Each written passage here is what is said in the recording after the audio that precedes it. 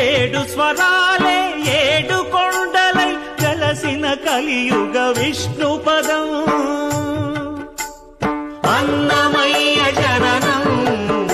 ఇది అన్నమయ్య జననం ఇది అన్నమయ్య జననం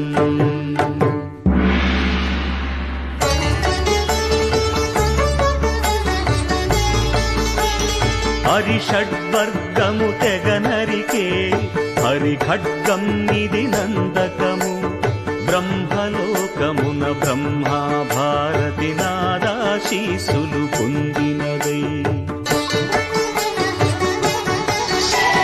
శివలోకమున చిద్విలాసమున భ్రమరుధ్వనిలో గమకితమై దివ్య సభల